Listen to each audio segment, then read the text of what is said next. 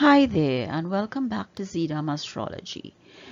Join me and jump in this journey with me learning about the nakshatras or stars and constellations in our universe. This is my continuing series on the nakshatras, the 27 nakshatras in Hindu astrology, also known as Jyotish. The 27 constellations are not the 12 star signs of the zodiac, are the key to understanding celestial influences on our planet and person. These 27 constellations are known as the 27 nakshatras or stars spanning 13 degrees 20 minutes each. They are further divided into 4 padas of 3 degrees 20 minutes.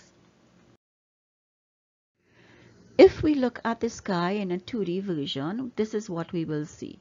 We will see the Rashi or the zodiac sign starting with Aries all around and ending with Pisces, and this gives us 360 degrees.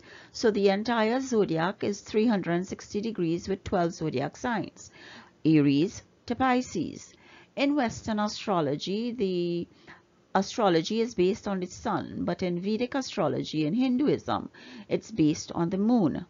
And the 12 zodiac signs equates to 360 degrees. One zodiac sign or rasi equates to 30 degrees. One nakshatra equates to 13 degrees 20 minutes.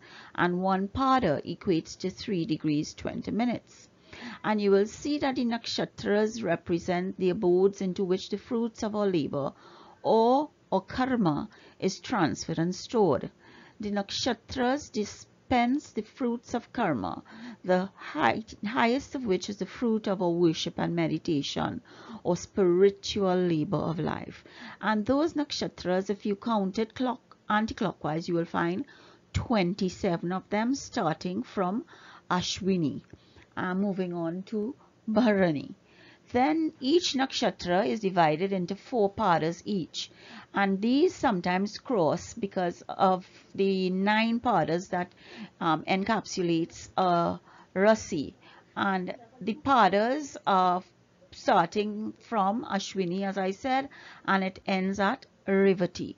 So this is just a breakdown, a visual 2D breakdown, that you can read at your leisure in terms of how the division of the sky is divided into the signs, the rasi, the nakshatras, the stars, and the padas.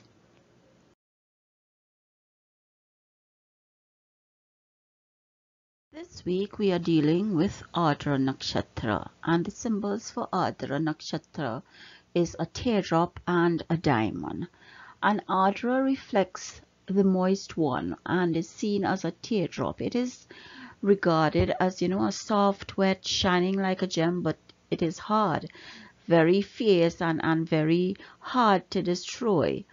Ardra also reflects the assumption of clarity that comes after a rainstorm initiated by Lord Rudra, and it is also known as the tears of sorrow.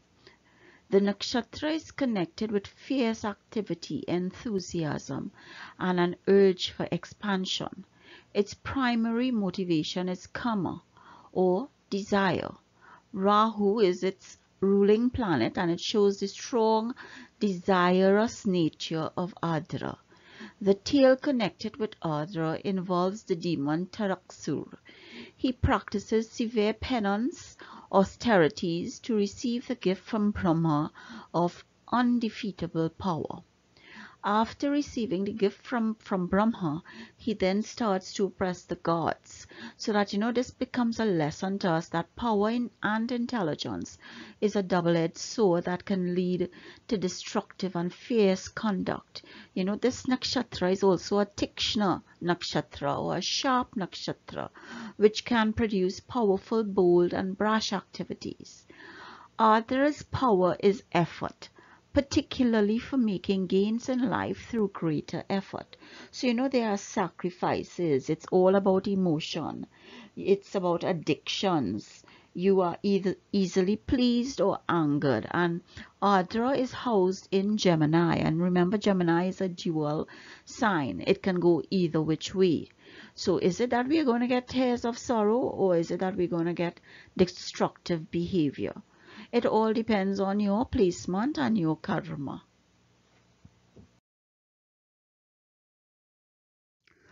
Lord Rudra, as we previously noted, is associated with Ardra Nakshatra. And Rudra is one of the most popular names that Lord Shiva used extensively, and the Vedas refer to him in this way in a lot of paragraphs, in a lot of slokas. In fact, an expression addresses him as Rudra Shiva. The literal meaning of the term Rudra seems to be a roaring storm. The other meanings associated with this word are fire and fiery red. The term Rudra appears to focus on the fiery aspect of Shiva, which is destruction. And we just spoke of destruction, but how hard it is for persons or natives of Ardra Nakshatra to be destroyed, because their teardrop or the diamond symbols bring different issues to bear. Hindu theology talks of three principal manifestations of the Supreme Godhead, namely Brahma, the creator, Vishnu, the protector, and Shiva, the destroyer. In this context, the first name of Rudra seems to be highly fitting the role of Lord Shiva. The term Rudra is also associated with the Rudra Tandava, the terrific or terrifying actually dance of Shiva, which he performs in the cremation grounds. And it shows that Shiva, the icon of Shiva, shows him wearing snakes as ornaments, a garland of skulls, the ashes of the cremation grounds smeared all over the body and wandering forth in angry red eyes. A Puranic story narrates an incident associated with the term Rudra. And it goes like, once Brahma asked Rudra to create some beings as he was getting bored by creating ordinary mortals. And owing to this request, Shiva created 11 immortal beings who are called Kapali, Pingala, Bhima, Virushpakta, Vilohita, Ayesha, Shashana, Shasta, Shambhu, Chanda, and Dhruva. And they were together called the 11 Rudras. And being the head of these immortal beings, Shiva is addressed as Rudra. So that is where, the creation and initiation of this avatar of Lord Shiva came about. One of them anyway. And the hymns of the Rig Veda have a lot of references to Shiva in the name of Rudra. And they all portray Shiva as the highest god, a mighty archer, the most terrible form, the fire god, and so on. In all these aspects, the fiery expression of Shiva is obvious. It is a matter for thought that the name Rudra is in sharp contrast to the name Shiva. And while the term Rudra embodies a terrible aspect by denoting the roaring storm, the term Shiva points out to the benign aspect of Shiva. Thus, these two terms together bring the contrasting features of Shiva put in one expression, and that is where the dual nature falls into Gemini also, so that it's all explained here for you. It's giving you an insight into what could be or what has happened and what can rule your life and surround you and mold you and have you behave as you behave when you are born into the Ardra Nakshatra. The Padas of the Ardra Nakshatra starts with Sagittarius and ends with Pisces, and the fourth Pada, as you can see, is Pushkara, and the fourth Pada deals with Moksha, as we would know by now, because the Padas doesn't change from 1 to 4. So that the moksha is that you don't really care about the material world. You have an understanding, an unworldly understanding, and it's all about final release from illusion and isolation and separation. That you have been there, you have done that, and now you don't want to have that rebirth. You just want to be liberated. So these are the Padas of Ardra Nakshatra, and we will move on and see a further detail of this. In the last few videos, I've brought in the nakshatra and its connection to the chakras. And this nakshatra purpose, as we have already seen, is karma, which are pleasures and desires. We know that the ruler is Rahu, and Rahu is not connected to any chakra because Rahu is viewed as prana, which is, the divine breath, and that is not connected to anything. And the mantra resides in the Vishuddha chakra, which is the throat chakra, and a Gemini is the rasi associated with the Vishuddha chakra, the throat chakra. So that you have Pada 1 here from 640 to 10 degrees in Gemini, Pada 2 again with 10 degrees 13-20. So you see that each Pada here is 3 degrees 20, and as we've just seen in the previous slide, you see dharma, artha, karma, and moksha, and these are the symbols or the chakras associated with each pada. You have the Vadhisthana, the Muladhara and Vadhisthana, and it's sacral, root, sacral. So that you see that each pada also has its distinguished connection, while the ruler or owner and the rasi has its own chakras association. Each pada also has its own chakra association. So you can gain and glean so many things from these slides and information that you can get or that you can align to doing your Kundali or birth chart. And this is what I do at Zedam Astrology. A few of the zodiac characteristics of Gemini tells you that Gemini is blessed with a dual nature represented by tarot cards, the Lovers. And the turning points for a person born in this rasi is that you are often involved in making a moral choice between taking the high road or the low road. And the Lovers card encourages you to weigh your options carefully and follow the path dictated by your personal integrity. And if you will recall in the Lovers card, the lovers are there and they are, just looking at each other and understanding each other and having peace and tranquility, so that that brings that airy and flavorful path and characteristic of Gemini. And Gemini is also adaptable and versatile. It's communicative and witty. It's intellectual and eloquent, youthful and lively. But on the other side too, it can be nervous and tense, superficial and inconsistent, cunning and inquisitive.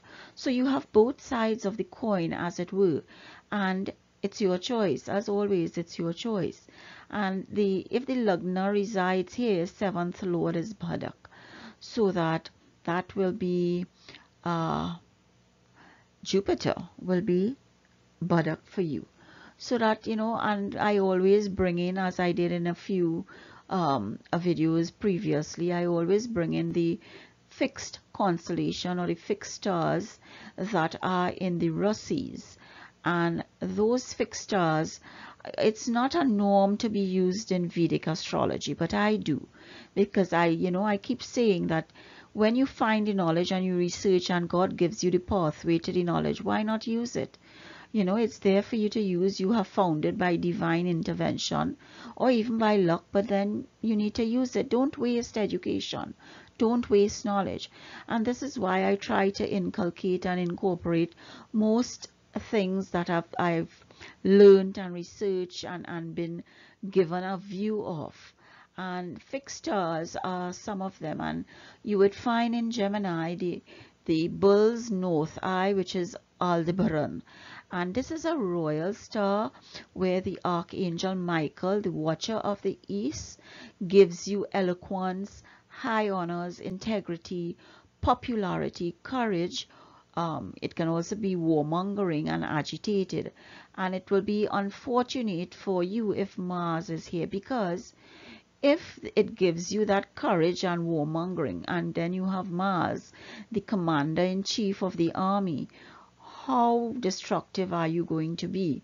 And remember, we are dealing already with a destructive Lord Rudra in Ardra Nakshatra with a teardrop or a diamond as the symbol. So this is one of the reasons why it might be unfortunate if Mars is at 947 Gemini, or 3 degrees before or 3 degrees after. And then at 15, 17 degrees we have Cursor, and currents of fate, fluctuating emotions, irreversible changes to your rhythm of life. You have a sense of oblivion, you don't know anything, you can't see anything, you can't hear anything. But however, if you have Saturn here, Saturn will bring some discipline and some clarity.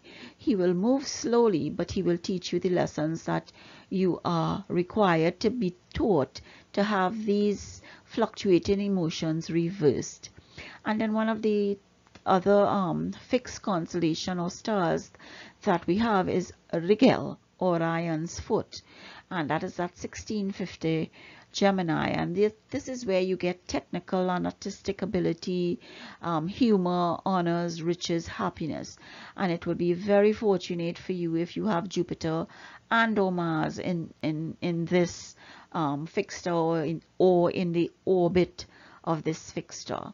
So again, some of these zodiac characteristics of Gemini brought to you by Xenoma Astrology. We come to Rahu characteristics in Gemini, because Rahu is the ruler of Ardra Nakshatra. And wherever you find Rahu, the Graha or the shadow planet, or node of the moon, whichever description you are comfortable with, it is where we, in terms of life circumstances, will put our obsessive, instinctual driven energy of ambition.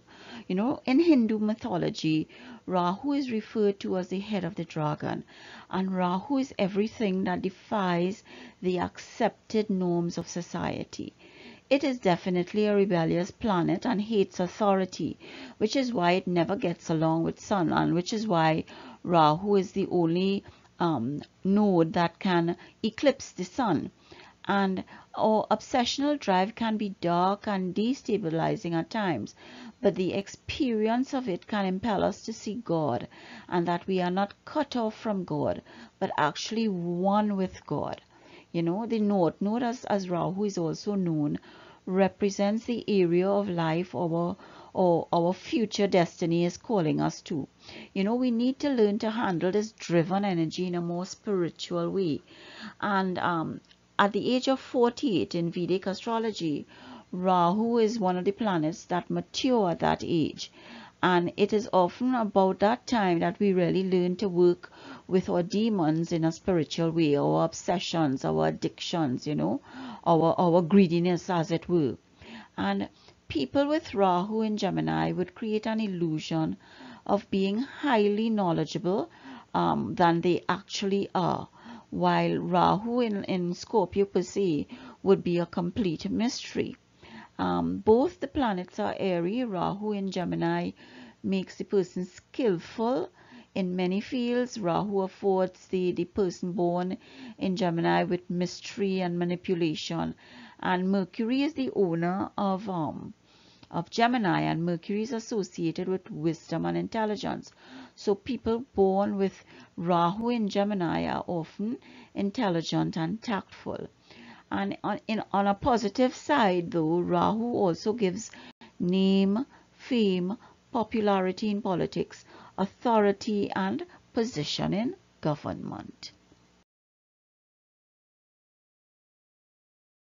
Come to the flashcard of the Ardra Nakshatra, which is known as the Star of Sorrows. And you can see it says it's an airy sign. It is airy, it is mutable, it is sattvic. And airy means that it can go either which way. It has that flexibility, it's changeable, it's malleable. And mutable means the same, that. And mutable too has the other meaning, in that it's the end of a process, it's the hibernation period, that you can be flexible in how you deal with things, that you can either sleep on it or take action on it. And this is what this is all about. Also, Sattvic is all about love and peace and contentment and having that proper balance. So you know your karma in enjoying pleasures, but also doing the hard work to destroy things that are not required in your life or shouldn't be in your life is what these expressions here tell you. And at the end of the day, we also have the rose crystal, the rose quartz as the crystal, sorry, and the Vishuddha chakra in the Rasi. And remember, I went through the Vishuddha chakra in the connections to the chakra, so that we have that there. We have the Varna or the butcher as the caste in this nakshatra. We know that Rahu is the ruler of the planet, the deity's lord Rudra, and you know the bird is the swan, that ever elegant and dangerous bird. So because you know you always hear that story of don't get the temper of the swan focused on you because you would not like it. You know, we went through the tarot card of the lovers, and there's the second tarot card of the Knight of Swords, and knights usually bring, you know, messages. They usually take you on a journey or a travel, or it's a new beginning. And at the end of the day, these are some of the characteristics of the nakshatra itself, the theme of the nakshatra itself, you know. And here we have the Tikshna Nakshatra, you know, and it's Udra Mukha, which is upward looking. So that at the end of the day, these are all of the themes that we look at to analyze and give you an insight into your birth chart at Zodiac Astrology. The avatar that we're looking at today is Varaha, the avatar of the bow, and this is the avatar of the Hindu god Vishnu, because remember we always think about the zodiac and the 12 signs as the limbs of Vishnu. And you know, Varaha may be depicted as completely as a boar, or in a form with a boar's head and a human body. His consort is said to be Bhudevi, the earth, and is often depicted as a young woman lifted by Varaha. The story here is that, you know, Varaha was the incarnation that came, or the avatar of Lord Vishnu, that saved the earth because the earth was stolen, or the planet earth was stolen by the demon named Hiranyaksha. All right, and this avatar reminds us to be mindful of the power we are given and how we utilize this gift. And there is always someone stronger and better equipped, whether mentally, physically, or spiritually, to give us that jab or that fist of reality. And Hiranyaksha completely forgot that when he went to earth and was sent to earth and understood that nobody on earth could kill him, and he, you know, just went astray and utilized his power in a way that was not good for the people and for the deities, so that the devas asked for assistance, and they got the assistance in the form of Varaha, the avatar of the Hindu god Vishnu. This short video has come to an end again, and you know, with Bhagwan's blessings, he has brought us here for us to learn, understand, and grow. And I always take his blessings and ask for his blessings so that I continue to do these short videos for you. And remember, these videos on the nakshatras are just a few of the items or characteristics that embodies the nakshatra. There are so many more, and you can learn this by subscribing, signing up, and sharing, and also visiting my website at Zodiac Astrology, where there are details and blogs on a lot of these. So I thank you once again, and I hope that you will join me on my next journey with you through the nakshatras and other aspects of Vedic astrology. Thank you so much, and bye.